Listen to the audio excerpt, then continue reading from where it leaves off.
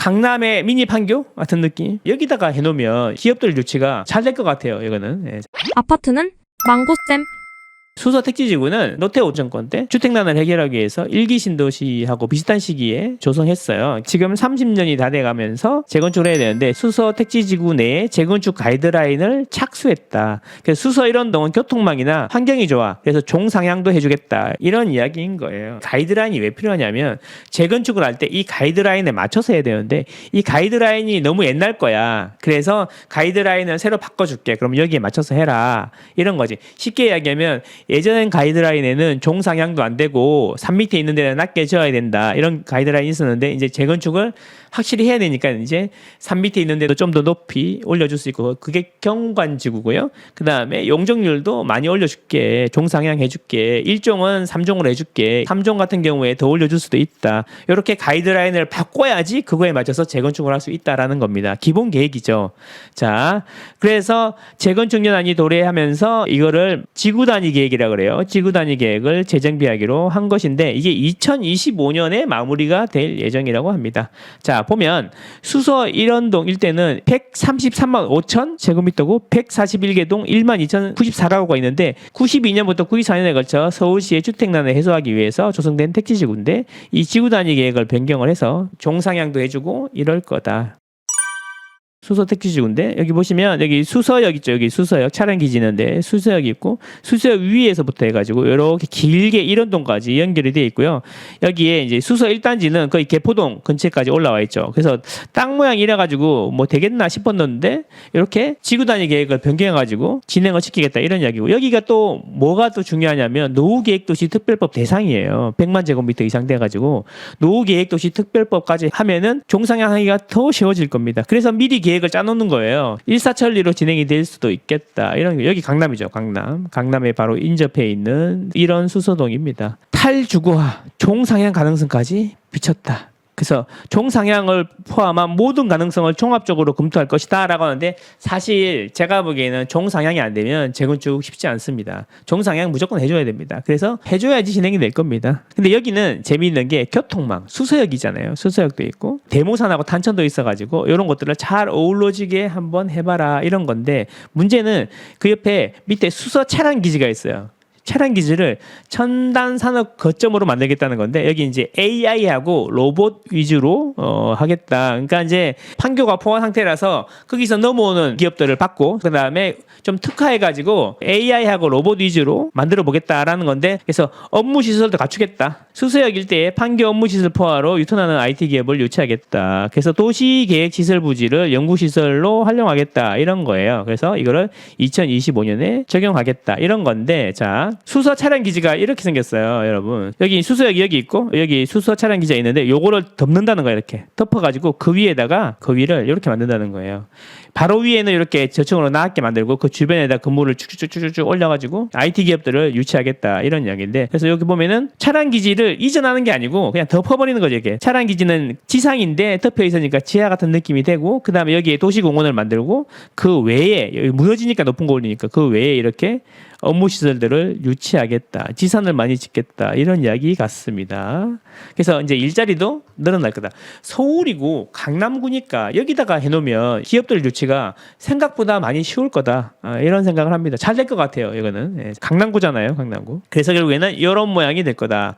이런 모양. 여기 밑에 이제 차량 기지가 있는 거고 이 가로 이렇게 덮어가지고 이렇게 만들 거다. 여기가 이제 문정 법조타운이에요. 여기 뭐 구름다리 같은 거 만들겠죠. 여기 쑥 지나가면 문정 법조타운까지 연계해서 하겠다. 이런 이야기 같습니다. 강남의 미니 판교 같은 느낌 될 것 같습니다. 서울시 관계자는 기존 발표된 사업 내용을 모두 고려해 택지지구를 전반적으로 활용도를 높일 것이라면서 2025년부터 관리 계획이 수립되면 안전진단을 통과한 재건축 사업도 이 정비한 틀에서 추진하게 될 것. 자, 한편 수서역 인근 구축 아파트들은 재건축 사업 추진에 박차를 가하고 있는데 수서동, 수서 신동 아파트, 그 다음에 수서 1단지 아파트도 재건축 예비 안전진단을 통과했다라는 겁니다. 거의 제일 먼저 입주한 거죠.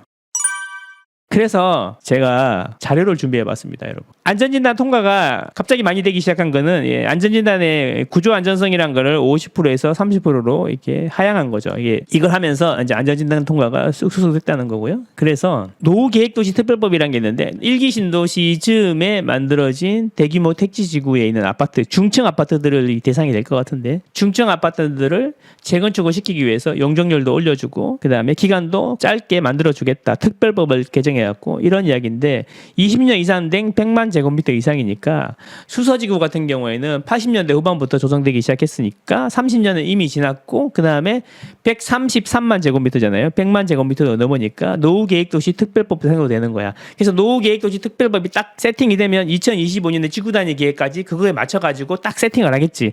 그러면서 노후계획도시 시작한과 동시에 수서택지지구가 빠르게 진행이 되겠죠. 그런 겁니다. 자, 그래서 혜택은 뭐냐면 여기 보면 역세권이 같은 경우는 500%도 가능하다는데 이 역세권이 뭐야? 역세권. 근데 수서역 있잖아요, 그죠? 사업 기간도 단축하고 지자체장이 지구 지정하는 거니까 되지 않겠습니까? 그렇죠? 수서지구 이렇게 있고 여기 개포지구예요. 개포지구, 수서지구 이렇게 있고 여기가 수서역이고 여기가 아마 아까 말씀드린 차량기지예요. 차량기지. 이렇게 해서 여기는 이제 IT 기업 유치하고 여기 넘어가면 문정동 법조타운이고 여기 수서역이 있고 그다음에 이렇게 대규모로 개발을 하겠다. 노후계획도시 특별법이 나오면 바로 진행할 수 있도록 기반이 되는 지구단위 계획을 미리 만들어 놓겠다. 이런 이야기인 것 같습니다. 자, 그래서 봤지. 수서지구의 아파트들 봤는데 92년부터 93년까지 입주한 것들이 30년이 된 거잖아요. 30년이 돼야 안전진단을 할 수 있으니까 일원동 가람, 상록수는 안전진단이 통과가 됐고요. 그 다음에 신동아, 수서 1, 2단지도 예비안전진단이 통과됐죠. 예비안전진단이 통과가 된 거예요.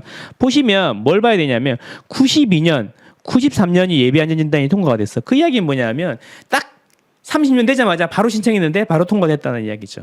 그래서 발빠르게 준비하고 있고 노후계획도시 특별법이랑 물려가지고 개발이 될 거고 강남 속에 미니 판교 같은 것도 만들 거다. 이런 계획이다라는 거죠.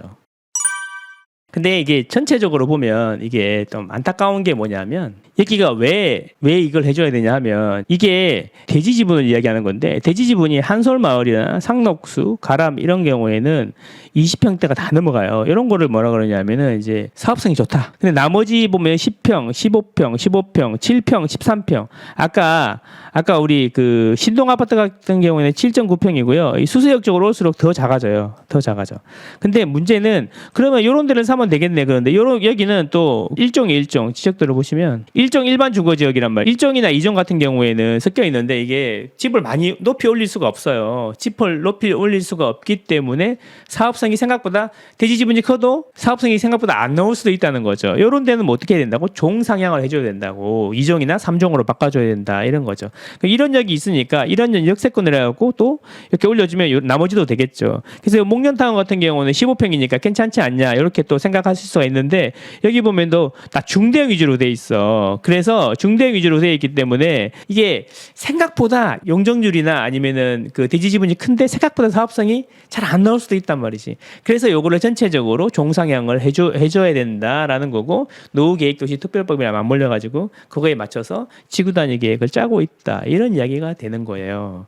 자, 그래서 이제 가람 아파트 같은 경우에 이런 역세권이고 이제 대지 지분도 많고 종상향이 되면 가장 대장이 될 거다라고 이렇게 예상하고 있는 것 같습니다. 결국에는 이 표를 만들고 지구단위 계획을 만드는 게 뭐예요? 이유가 뭘까요? 이유는 여기 있는 데를 재건축을 해주려고 만드는 거잖아요. 그래서 재건축이 될 거다. 여기가 이제 일원동이고 수서동 있죠. 수서동 이렇게 있는데 여기는 또 대지 지분도 작고 이러니까 안 올려주면 방법이 없어. 어려워. 다 2종 일반 주거죠. 2종, 3종도 일부 있지만 대부분 1종도 있고 그래갖고 대대적으로 용적률을 올려주지 않으면 쉽지 않을 거다. 그래서 이런 것들을 다 하려고 그러면 종상향해주고 해야 된다. 그런 겁니다. 도움이 되셨다면 구독과 좋아요, 알람 설정까지 부탁드리고요. 저는 여러분과 여러분 가족의 행복을 응원합니다. 안녕.